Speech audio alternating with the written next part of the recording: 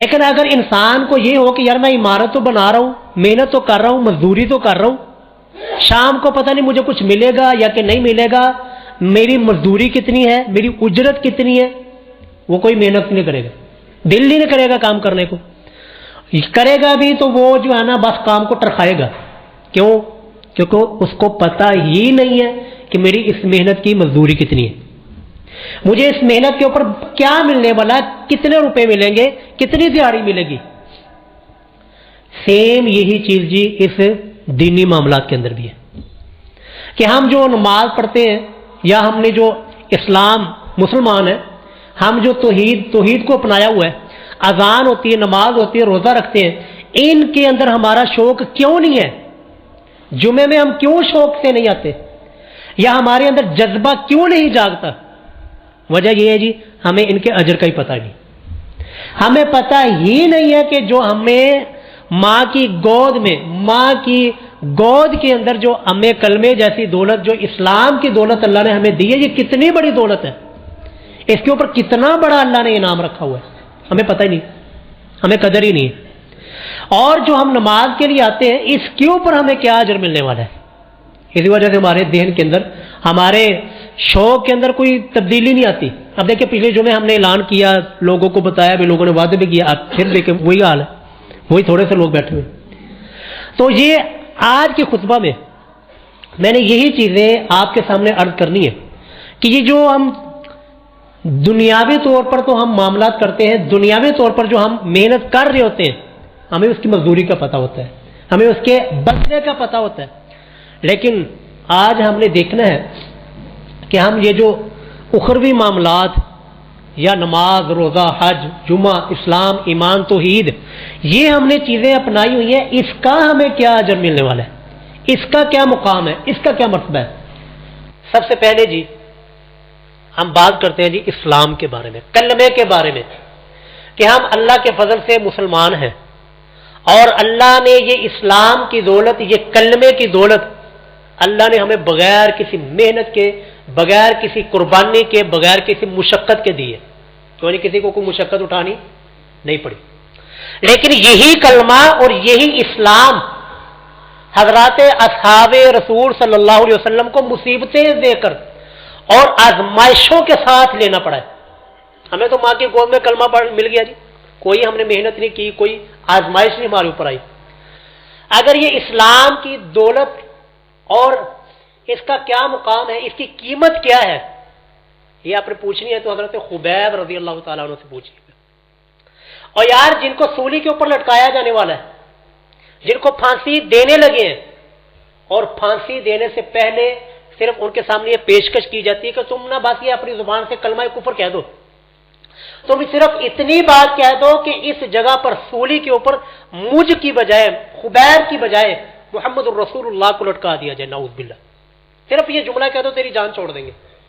یار اس اللہ کے نیک ولی نے، اس اللہ کے نیک بندے نے، حالانکہ اس جگہ پر کلمہ کفر کہہ دیا جائے، جائز ہے، جان بچانے کے لیے کلمہ کفر بولنا جائز ہے، لیکن اس اللہ کے نیک بندے نے، اللہ کے ولی نے وہ کلمہ کفر نہیں بولا، اپنی جان دے دی، سولی کے اوپر لٹک گئے۔ اور یار اس کلمے کی کیا قیمت ہے، کیا قدر ہے؟ حضرت بلال سے پوچھیے کہ صحرا ہے، گرمی ہے، تپتی ہوئی ریت کے اوپر لٹا دیا جاتا ہے، کیا جرم تھا جی؟ کون سا جرم کیا تھا حضرت بلال نے جو یہ تکلیفیں سہی جا رہی ہیں، جو ان کو یہ آزمائش کے اندر مبتلا کیا جا رہا ہے، کیا جرم تھا؟ صرف کیا تھا جی؟ انہوں نے کہا تھا جی لا الہ الا اللہ محمد الرسول اللہ، صرف یہ جرم تھا۔ یہ مشقتیں اور یہ قربانیاں، یہ آزمائشیں مجھے اور آپ کو نہیں جھیلنی پڑی، ہمیں اللہ نے ماں کی گود کے اندر بغیر کسی محنت کے یہ کلمہ دے دیا۔ لیکن کیا آپ نے کبھی سوچا ہے کہ یہ جو کلمہ جس کو ہم بڑا معمولی سے سمجھتے ہیں کہ ہم مسلمان ہو گئے، لا الہ الا اللہ محمد الرسول اللہ، ہم نے کلمہ پڑھ لیا، اقرار کر لیا، اس کی کتنی ویلیو اللہ کے ہاں ہے، اس کی کتنی قیمت اور کتنی قدر اللہ تعالیٰ کے ہاں ہے۔ تیسرا پارہ جی بالکل آخری آیت، اینڈ والی آیت ہے، اس آیت میں نا اللہ تعالیٰ نے اس کلمے کی قیمت کو بیان کیا ہے کہ اس کلمے کی، اسلام کی قیمت کیا ہے، اسلام کی اللہ کے ہاں قدر کیا ہے، جو قدر مجھے اور آپ کو کبھی ہوئی نہیں ہے۔ اللہ فرماتے ہیں توجہ جی، ان الذین کفروا وماتوا وهم کفار، کلمے کی قیمت جی، اسلام کی قیمت، مسلمان کی قیمت. اللہ فرماتے ہیں وہ لوگ جو کہ کافر ہیں اور اسی حالت کفر کے اندر مر گئے، اسلام کو نہیں اپنایا، کلمہ نہیں پڑھا، مسلمان نہیں ہوئے، اسی حالت میں کفر کی حالت میں مر گئے، اللہ فرماتے ہیں فَلَن يُقْبَلَ مِنْ أَحَدِهِمْ مِلْءُ الْأَرْضِ ذَهَبًا، کہ اگر وہ قیامت والے دن جہنم سے بچنے کے لیے اس زمین کے برابر، زمین برابر دیکھیں زمین کتنی بڑی ہے، زمین کے برابر ان کے پاس سونا ہو اور وہ سونا اللہ کی بارگاہ میں پیش کر دیں. اول تو کسی کے پاس اتنا سونا ہے ہی نہیں، لیکن پھر بھی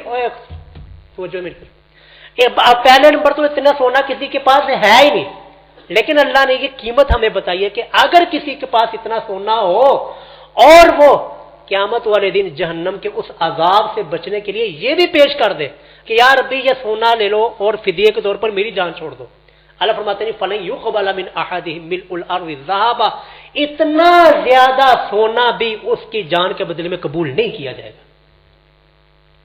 اور پھر دوسرے مقام پر 14واں پارہ پہلی آیت ہے، اللہ فرماتے ہیں رُبَّمَا يَوَدُّ الَّذِينَ كَفَرُوا لَوْ كَانُوا مُسْلِمِينَ، کہ ایک وقت آئے گا کہ جب یہ سارے کے سارے کافر جنہوں نے زندگی کفر کی گزاری ہوگی، کلمہ نہیں پڑھا، مسلمان نہیں ہوئے اور کوئی محنت مشقت کر کے اسلام کو سمجھنے کی کوشش نہیں کی، ایک وقت ان کے اوپر ایسا آئے گا کہ یہ خواہش کریں گے، تمنا کریں گے لو کانوا مسلمین، کہ کاش کہ ہم نے بھی زندگی کے اندر کلمہ پڑھا ہوتا. کب؟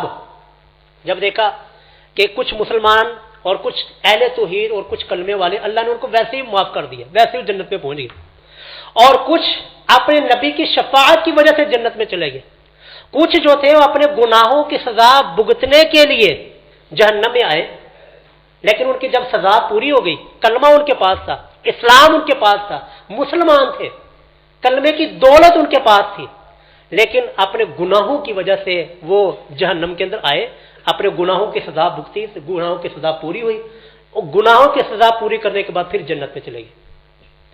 اس وقت اللہ فرماتے ہیں یود الذین کفروا لو کانوا مسلمین، اس وقت کافر بھی خواہش کریں گے کہ یار کاش ہم نے بھی اپنی زندگی کے اندر کلمہ پڑھا ہوتا، یار مسلمان تو ہوتے، چلو ہمارے جیسے بھی ہوتے، جیسے بھی تھے، لیکن ایک مرتبہ ہماری زبان سے کلمہ تو نکلتا، ہم مسلمان تو ہوتے. تو مسلمان کی یہ قدر و قیمت، اسلام کی، کلمے کی، اللہ کی ہاں یہ آپ کی اور جن لوگوں نے کلمہ پڑھا ان کی یہ قدر و قیمت ہے کہ اللہ ان کو ایک نہ ایک دن اس کلمے کی بنیاد پر جو ہم نے اور آپ نے پڑھا ہوا ہے، اس کلمے کی بنیاد پر ایک نہ ایک دن جنت کا داخلہ ضرور ملے گا.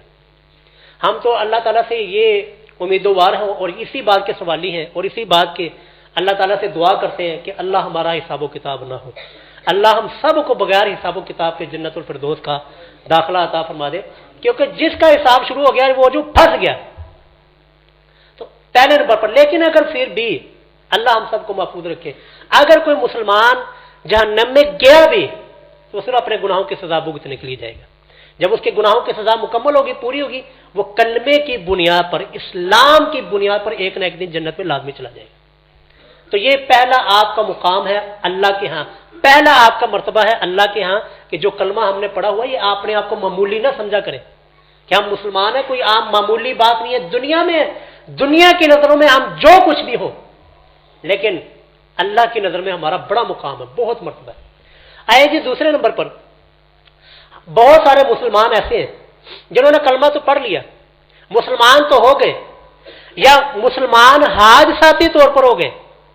ایسے بھی مسلمان ہیں جو مسلمان ہونا تو نہیں چاہتے تھے لیکن حادثاتی طور پر ہو گئے. کیسے جی؟ مسلمانوں کے گھروں میں پیدا ہو گئے لیکن وہ اسلام سے راضی نہیں ہے، مسلمان ہونے کے لیے وہ راضی نہیں ہے لیکن وہ حادثاتی طور پر مسلمان ہو گئے.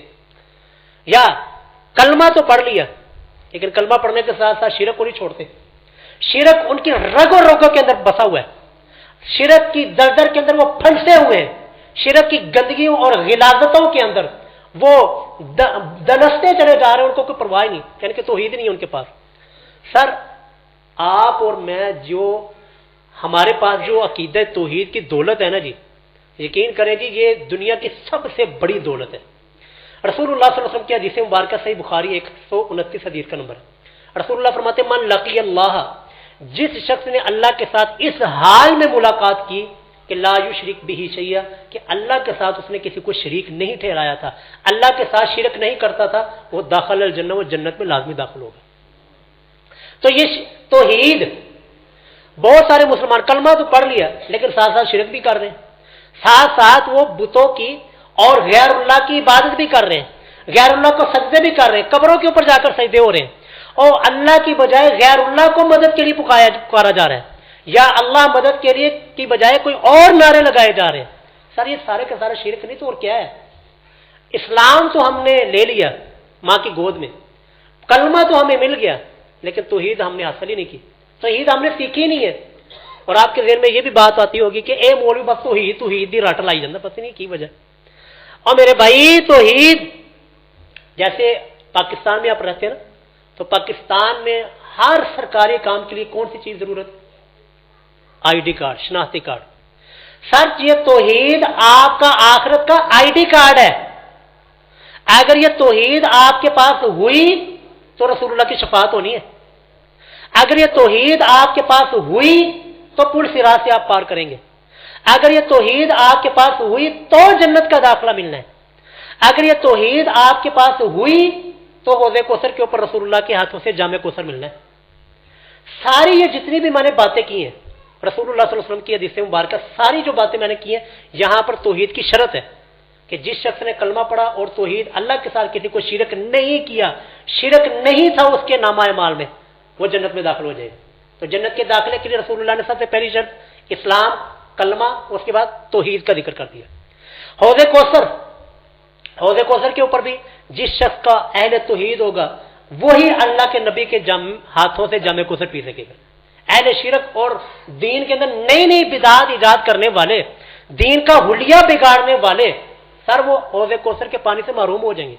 رسول اللہ فرماتے ہیں کہ میرے سامنے لوگ آئیں گے حوض کوثر کے اوپر پانی پینے کے لیے، لیکن میں کہوں گا یا ربی میری امت، یہ میری امت والے ہیں، میں ان کو جان رہا ہوں گا، پہچان رہا ہوں گا، لیکن پھر بھی میرے اور ان کے درمیان دیوار حائل کر دی جائے گی، اور پھر بعد میں مجھے کہا جائے گا کیا محبوب آپ کو نہیں پتا کہ آپ کے جانے کے بعد انہوں نے دین کے اندر کیا کیا اضافے کر لیے تھے، آپ کے جانے کے بعد انہوں نے دین کے اندر نئی نئی بدعات شروع کر لی تھی، دین کے اندر نئی نئی چیزیں شروع کر لی تھی، دین کا حلیہ بگاڑ کے رکھ دیا تھا۔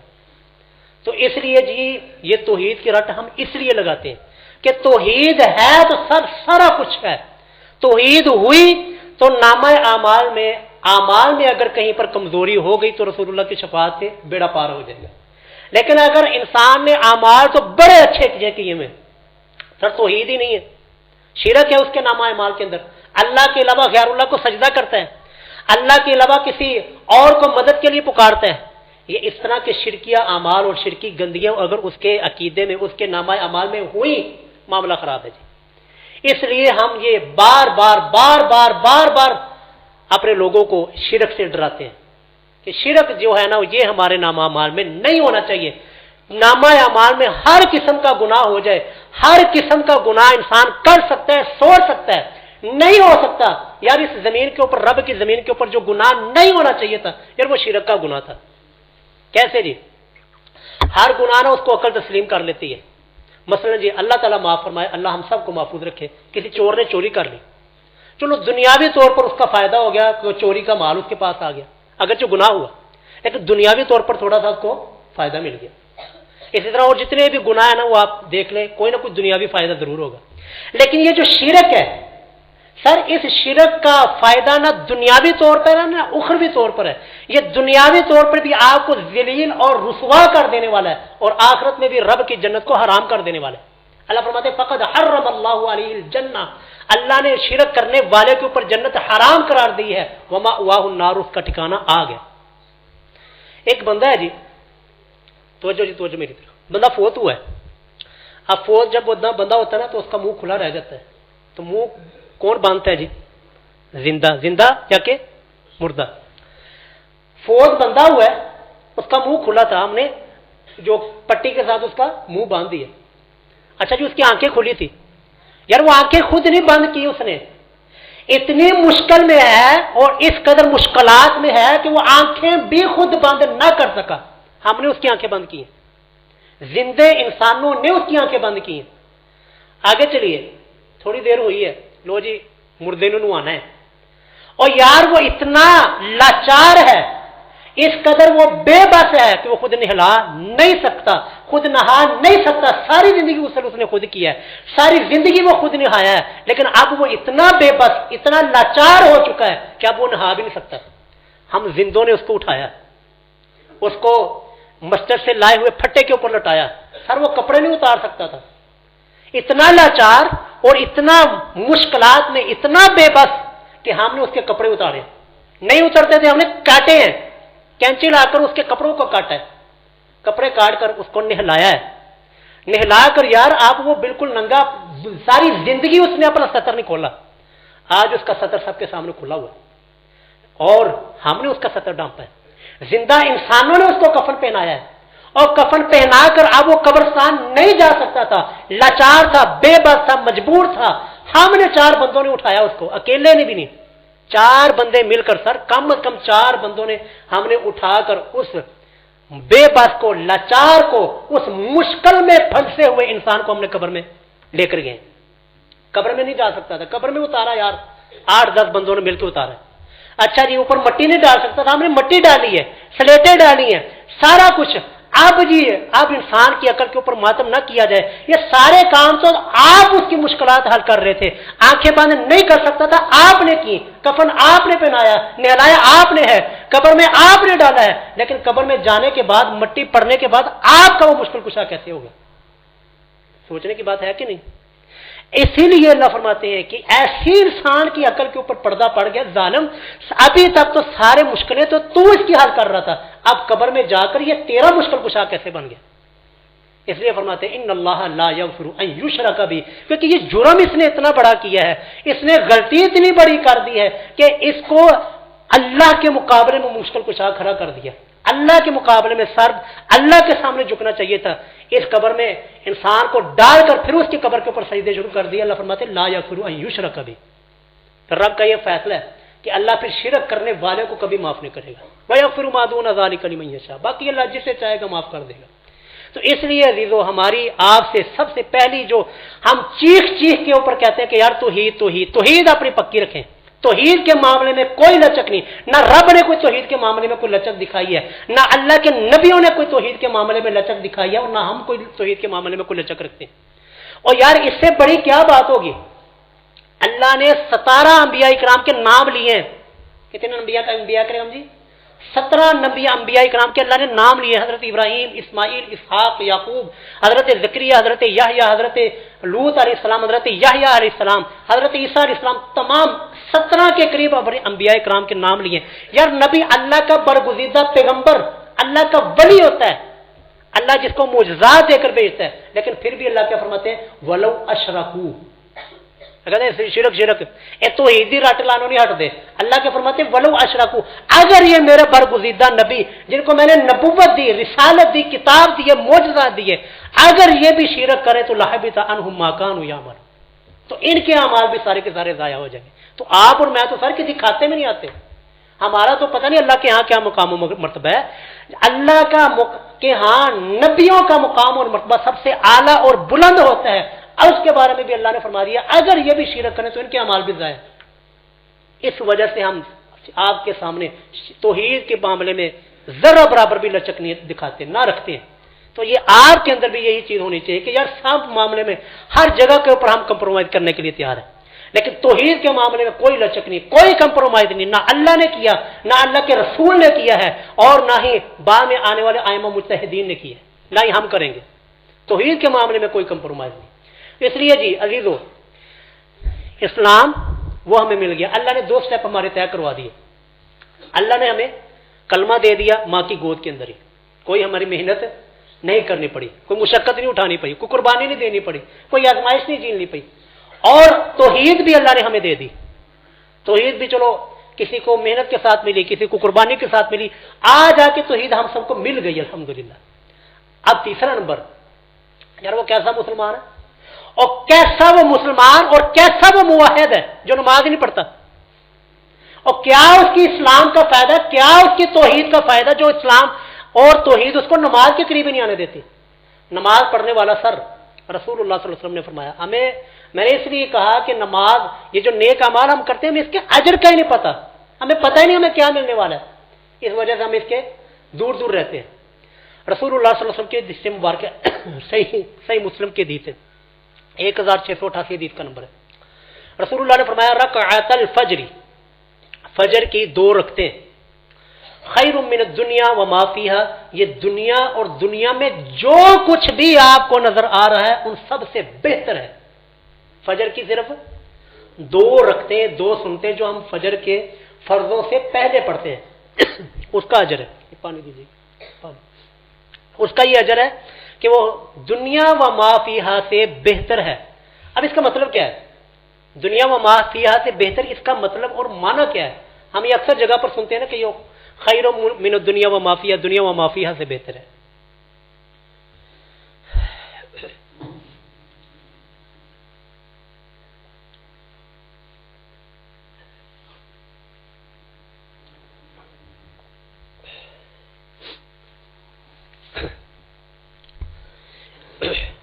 تو اس کا مطلب کیا ہوتا ہے جی؟ اس کا مطلب یہ ہوتا ہے، توجہ سے سنیے گا، خیر من الدنیا و ما فیہا کا مطلب یہ ہوتا ہے کہ اگر یہ جو 2 سنتے ہیں، یہ جو 2 سنتے ہم نے آج ہم سب نے پڑھی ہیں، اگر ان کے اجر کو دنیا کی کرنسی کے اندر کنورٹ کیا جائے، دنیا کی کرنسی کے اندر ایکسچینج کروائی جائے، تو اتنی دولت آپ کے پاس میرے پاس آ جائے گی، اتنا پیسہ اور اتنا مال ہمارے پاس آ جائے گا، دنیا میں جو کچھ بھی آپ کو نظر آ رہا ہے وہ سارا کچھ آپ خرید سکتے ہیں۔ یہ بڑی بڑی بلڈنگیں، یہ بڑے بڑے محلات، یہ بڑی بڑی گاڑیاں، یہ ساری کی ساری آپ کے پاؤں کی دھول ہو سکتی ہیں اگر صرف ان 2 رکعتوں کی اجر جو ہے نا اس دنیا کے اندر کنورٹ کر دیا جائے۔ یہ ہوتا ہے مطلب خیر من الدنیا و ما فیہا، کہ دنیا میں جو کچھ ہے ان سب سے بہتر اس کا اجر ہے۔ یہ ہے صرف 2 سنتیں پڑھنے کا اجر، اور اسلام کا مزاج سمجھیے، اور یہ ہمارا عرف کا مزاج بھی ہے۔ ہمارے یہاں جلسہ ہوتا ہے نا، تو جلسے میں کیا لکھا جاتا ہے؟ اشتہار کے اوپر، اشتہار کے اوپر لکھا جاتا ہے کہ حاضرین مجلس کے لیے کھانے کا انتظام ہوگا، ایسے ہی ہوتا نا جی۔ اس کا کیا مطلب ہے کہ خطیب صاحب جو آئیں گے، خطبہ دیں گے، درس دیں گے، جمعہ پڑھائیں گے، یا جو واعظ و نصیحت کریں گے وہ بھوکے جائیں گے؟ نہیں، اس کا مطلب یہ ہوتا ہے کہ اگر حاضرین مجلس جو کہ خطبہ سننے کے لیے اور جو درس سننے کے لیے آئیں گے ان کے لیے کھانے کا انتظام ہے، تو خطیب کے لیے اس سے بڑھ کر انتظام ہوگا۔ ایسے ہوتا ہے کہ نہیں جی ہمارے معاشرے میں؟ سیم یہی اصول قرآن و سنت میں بھی ہے کہ وہ قرآن و سنت میں بھی جو چیز ہلکی ہوتی ہے اس کا اجر بیان کیا جاتا ہے، اور جو چیز اعلیٰ درجے کی ہوتی ہے اس کا اجر بھی بیان کیا جاتا ہے۔ مثلا جی ایک اور مثال، جماعت کے ساتھ آپ نماز ادا کرتے ہیں، کتنی نمازوں کا اجر ملتا ہے؟ تو امام کا اجر ذکر نہیں ہوا، کیوں نہیں ہوا؟ اور امام کی وجہ سے تو اس کو اجر مل رہا ہے، تو امام کا اجر، یہ انسانی عقل بھی کہتی ہے کہ امام کا اجر وہ مقتدی سے زیادہ ہے۔ اسی طرح یہاں پر شریعت نے یہ اصول ذکر کر دیا کہ اگر سنتوں کا، فجر کی 2 سنتوں کا یہ اجر ہے تو 2 فرضوں کا اجر اس سے بھی بڑھ کے ہوگا۔ اس لیے شریعت جو ہے نا ہلکے چیزوں کا درجہ وہ ذکر کر دیتی ہے، اور اس کے لیے جو بڑی چیزیں ہوتی ہیں، جو زیادہ چیزوں کا اجر ہوتا ہے وہ انسانی عقل کے اوپر چھوڑ دیتی ہے کہ اب یہ چھوٹی چیزوں کا یہ اجر ہے تو باقی بڑی چیزوں کا یہ اجر زیادہ ہوگا۔ اس لیے جی ذوق شوق کے ساتھ، اب وقت مختصر ہے ورنہ ایک چیز کے اوپر 1-2 چیزیں میں ان کے ذکر کر دیتا ہوں۔ اذان سر ہم دیتے ہیں، اذان کے لیے، اذان کے بارے میں اذان دینے والا جو اذان دے رہا ہے ہم اس کو بڑا معمولی سے کام سمجھتے ہیں، یا ہم اس کو بڑا معمولی سامر سمجھتے ہیں، مؤذن اذان دینے والے کو ہم بڑا معمولی شخص سمجھتے ہیں، جبکہ سر رسول اللہ صلی اللہ علیہ وسلم کی حدیث ہے سنن ابی داؤد کی، رسول اللہ نے فرمایا کہ جو شخص اذان دیتا ہے اس کے اذان کی آواز جہاں جہاں تک جاتی ہے، جتنی دور تک جاتی ہے اتنی دور تک اس کے لیے مغفرت کر دی جاتی ہے۔ مطلب کیا ہے؟ اس کا مطلب سمجھیے، ہم بس حدیث سن لیتے لیکن اس کا مطلب نہیں سمجھتے۔ مثلا جی یہ ہم آواز اذان دیتے ہیں، اس کی اذان مثلا 2 کلومیٹر تک جاتی ہے اس کی آواز، اب 2 کلومیٹر پہ کوئی شخص کھڑا، اس نے کوئی گناہ کیا، گالی نکال دی 2 کلومیٹر پہ، اس نے دیکھا یار مجھ سے گناہ ہو گیا، وہ آیا مسجد میں، اس نے اذان دی، اس کی اذان کی آواز وہاں تک پہنچی جہاں تک اس نے گالی دی تھی۔ اب چونکہ 2 کلومیٹر کے فاصلے کے اوپر یہ اذان کی آواز جاری ہے، تو جو اس نے گالی پہلے دی تھی اذان کی آواز وہاں کو پہنچنے کی برکت سے اس کی وہ گالی کا جو گناہ تھا وہ ختم ہو گیا۔ یہ مطلب ہے کہ اذان کی آواز جتنی دور تک پہنچتی ہے مؤذن نے اس مقام تک جتنا بھی کوئی گناہ کیا ہوگا اللہ اس سارے گناہ کو معاف کر دیتے ہیں. سر یہ اگر ہمیں اجر پتا ہوگا, ہمارے یہاں پہ لڑائی نہیں ہونی چاہیے کہ یار اذان میں دینی ہے, یار اذان کی باری میری ہے, تو فجر بھی دیتی تھی اور میں مغرب بھی دینی. لیکن ہمارے کیا ہوتا ہے, کوئی اذان دینے کے لیے نہیں آیا ہے. اسی طرح رسول اللہ صلی اللہ علیہ وسلم کی ایک اور حدیث ہے, جو اذان دینے والا ہے, اذان دیتا ہے تو جہاں جہاں تک اس کی اذان کی آواز جاتی ہے, جس کے کانوں میں اذان کی آواز جاتی ہے, وہ چاہے وہ چیز جاندار ہے, بے جان ہے, انسان ہے, جانور ہیں, حیوانات ہیں, حشرات الارض ہے, قیامت والے دن وہ اللہ کی بارگاہ میں اس کے حق میں گواہی دیں گی. آپ نے اذان دی, قیامت والے دن کہاں ہے پتہ نہیں کیا معاملہ ہوگا, پھنسے نہ ہو. یار ایک چونٹی جس نے آپ کی اذان کی آواز سنی تھی, وہ چونٹی قیامت والے دن کھڑے ہو کے کہتے یار بھی میں اپنے کانوں کے ساتھ اس کی اذان کی آواز سنا کرتی تھی. ہمارے بیڑا پار ہونے کے لیے کافی ہے کہ نہیں جی. اس لیے ان چیزوں کا نا ہمارے لیے خوشی ہونی چاہیے. اور رسول اللہ نے فرمایا کہ اگر لوگوں کو پتہ چل جائے کہ اذان کے اوپر کتنا اجر ہے تو لوگوں کی طرف قرآن دادی کرنی پڑے. اور اسی طرح ایک اور حدیث, من دل علی الخیر کفاعلہ, رسول اللہ نے فرمایا جو کسی کو نیکی کی طرف لاتا ہے تو نیکی کرنے والے کو جتنا اجر ہے, نیکی پر لگانے والے کو بھی اتنا ہی اجر ہے. مثلا جی آپ نے اذان دی, مؤذن اذان دیتے ہیں, اب میاں صاحب نے اذان دی آپ کے سامنے, اب اذان کی آواز سے جتنے لوگ آپ آواز سن کر اذان کے لیے آواز سن کر مسجد میں نماز کے لیے آئے, یار ان کی پتہ نہیں رب کے ہاں قبول ہونی ہے کہ نہیں. جتنے لوگ آپ نماز اذان کی آواز سن کر مسجد میں آئے نا, ان تمام کی نماز کا ثواب مقبل ان کے نامہ اعمال میں لکھا جا چکا ہے. حالانکہ اپنی پتہ نہیں قبول ہونی ہے کہ نہیں, لیکن اذان کی آواز سن کر جتنے لوگ آتے ہیں ان تمام کی مقبول نماز کا ثواب اس مؤذن کے, اس اذان دینے والے کے نامہ اعمال میں لکھ دیا جاتا ہے. تو یہ چھوٹا عمل ہے جی, کتنا بڑا عمل ہے. تو جب ہمیں اس کا اجر پتا ہوگا, ہمیں پتا ہوگا کہ یار اس کا کیا اجر ہے, تو ہم بڑے شوق کے ساتھ عمل کر دیں. اس طرح مسجد کی صفائی ستھرائی کا خیال دیکھ لیں. عزیزوں, یہ مسجد کی صفائی اور ستھرائی پتہ کیا ہے, یہ ہم اس کو بڑا معمولی سا سمجھتے ہیں. یہ اللہ نے 2 انبیاء کرام کی ڈیوٹی لگائی ہے, اور جلیل القدر انبیاء کرام حضرت ابراہیم اور حضرت اسماعیل علیہ السلام, وَأَعِدْنَا إِلَىٰ إِبْرَاهِيمَ وَإِسْمَاعِيلَ أَن طَهِّرَا بَيْتِيَ لِلطَّائِفِينَ وَالْعَاكِفِينَ. اللہ فرماتے ہیں کہ ہم نے یہ عہد لیا, وعدہ لیا ابراہیم علیہ السلام اور حضرت اسماعیل سے, کیا, أن طَهِّرَا بَيْتِي, کہ میرے گھر کو, اس بیت اللہ کو تم نے پاک صاف رکھنا ہے, طواف کرنے والوں کے لیے, نماز ادا کرنے والوں کے لیے. تو جو نماز مسجد کی صفائی ستھرائی کا خیال رکھنے والے, مسجد کی ضروریات کا خیال رکھنے والے, یار وہ سمجھ لیں کہ یہ ڈیوٹی ہماری رب کی طرف سے وہ لگائی گئی جو نبیوں کی لگایا کرتے تھے اللہ. تو یہ نبیوں والا کام ہے. اور اس کو صحابہ کرام کہتے ہیں کہ نا رسول اللہ کے زمانہ مبارک میں نا ایک عورت تھی جو کہ مسجد کی نا صفائی کیا کرتی تھی, حبشی عورت. تو اس کی وفات ہوئی تو رات کو ہی نا ہم نے اس کو غسل کفن وغیرہ دے کر نا رات کے وقت ہی اس کو دفن کر دیا. صبح ہوئی تو محبوب نے دیکھا کہ وہ مسجد میں صفائی کرنے والی عورت نظر نہیں آ رہی. تو آپ نے پوچھا وہ عورت کدھر ہے جو مسجد کی صفائی کیا کرتی تھی؟ تو رسول اللہ کو بتایا گیا کہ یا رسول اللہ وہ راتوں رات جو ہے نا وہ فوت ہوئی, تو ہم نے نا بس اس کو غسل کفن دے کر نا اس کو دفن کر دیا. اللہ اکبر. یار مسجد کے ساتھ تعاون تھا اس کا, مسجد کے ساتھ لگاؤ تھا اس کا. صحابہ کرام کہتے ہیں ہم نے اس کو, اس عورت کو بڑا معمولی سمجھا, یہ معمولی سی عورت ہے, رسول اللہ کو کیوں بتایا جائے, کیوں جگایا جائے, آپ کی آرام میں کیوں خلل ڈالا جائے. کہتے ہیں ہم نے اسی طرح نا غسل وغیرہ دے کر اس کو دفن کر دیا. لیکن محبوب نے فرمایا کہ وہ عورت کوئی عام عورت نہیں تھی, اس کا تعلق رب کے گھر کے ساتھ تھا. آؤ مجھے قبر دکھاؤ اس کی کہاں پر ہے. رسول اللہ گئے اصحاب کو لے کر, اس کی قبر پر جا کر سر نماز جنازہ پڑھی, اس عورت کے لیے استغفار کی دعا کی. کس لیے مقام دیا, کس لیے عزت دی, کیونکہ وہ عورت کا تعلق مسجد کے ساتھ تھا. وہ مسجد کی خدمت کیا کرتی تھی, مسجد کی صفائی کیا کرتی تھی. تو صحابہ کرام نے اس کو معمولی سمجھا, لیکن اللہ اور اس کے رسول کیا, اس کا کتنا مقام و مرتبہ تھا. اس لیے ہمیں 2 مسائل اور بھی پتہ چل گئے. ہمیں یہ بھی پتہ چل گیا کہ اگر کوئی فوت ہو جائے اور کوئی جنازہ نہ پڑھ سکے تو وہ شخص قبر کے اوپر جا کر جنازہ پڑھ سکتا ہے, کیونکہ محبوب نے اس کی قبر کے اوپر جا کر جنازہ پڑھی تھی. ہمیں یہ بھی مسئلہ پتہ چلا کہ اگر ایک مرتبہ ایک میت کا جنازہ ہو جائے تو دوبارہ سے اس کا جنازہ پھر پڑھا جا سکتا ہے. دیکھیں ایک حدیث سے کتنے سارے مسائل نکلتے. تو اس لیے ان حدیثوں کی محبت اپنے دل میں رکھیں اور ان نیک اعمال کی محبت اپنے دل کے اندر رکھیں.